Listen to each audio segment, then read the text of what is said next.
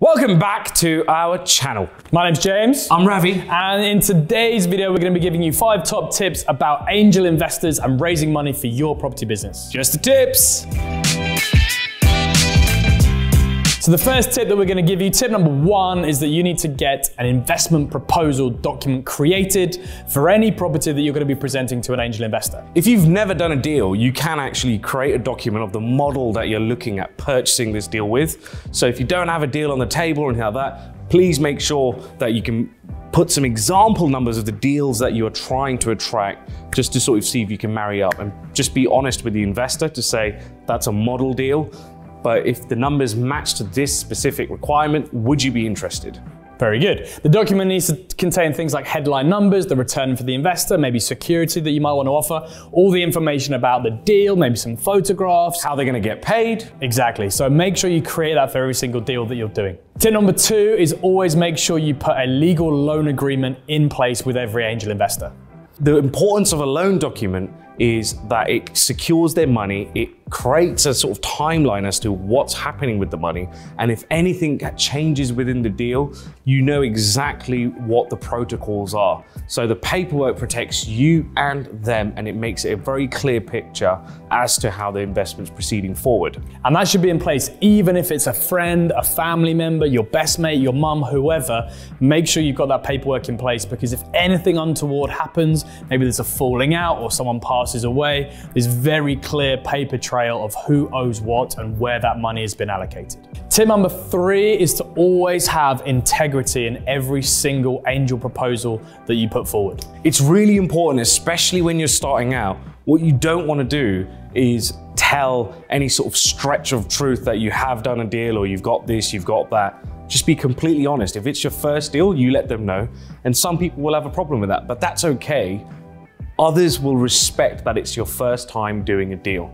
And when you're honest about your situation, people will actually help you to make sure that you get the objectives that you need to have, and they can get the returns that they would like to get from your deals. It might mean that at the start you give a little bit more interest or a little bit more return to them. Maybe you do it on a 50-50 profit share, or maybe they even take 80% of the deal. I give away 80% for my first 2 deals. But you've now got a track record once those deals are done, and then you can start putting those into your proposal to demonstrate more clarity, more experience, and that way the cost of your capital in the future comes down. But you've got a track record behind you at that point.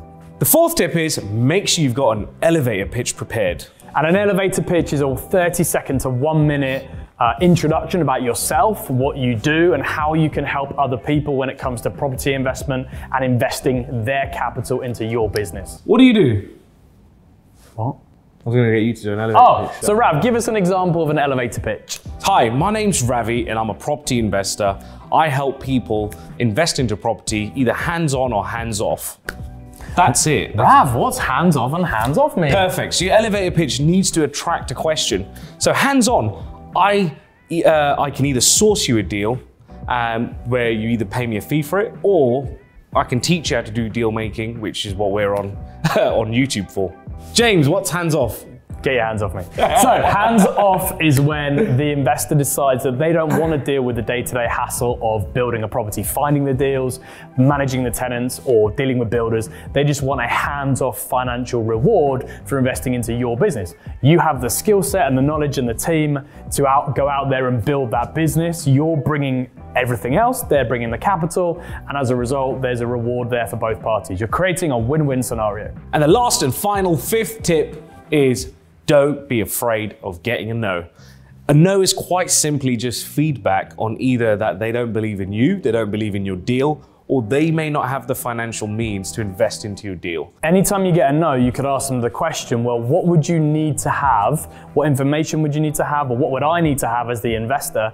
What would you need in order to invest in this deal in the future? So if I brought you a similar deal, would we need to change the profit margin? Would we need to change the location of the deal? Do I need to have more experience in order for you to invest into my business? What's the challenge? What would enable you to say yes? Get that feedback, and then you know all you need to do for the next deal is change this, and that, and then present it to them and see if they then want to invest. And remember, ethics underpins all of this as well. If you genuinely feel like you're helping the investor get a better return on their money, you should be able to work with them.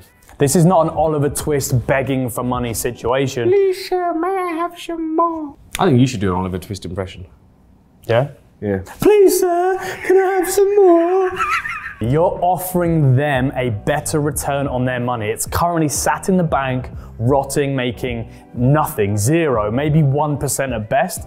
You're giving the opportunity to make 6%, 7%, 10%, maybe even 12% return a year. That's far better than what the bank are giving them, so treat it like a win-win situation. So we hope you love the tips. If you want to hear more, please click the link below. And also subscribe to the channel, give us a big old thumbs up. Smack that bell under that subscribe button. Big old bell icon. And we will see you in a future video. Take care, guys. See you soon. Cheers. Bye. So you can see there's loads more to learn about property investing, and guess what? These videos, they're all ready for you to learn even more. So click either one of these right now, and you can get some more information on how to grow your portfolio. Click the video, that one, either one. Go on.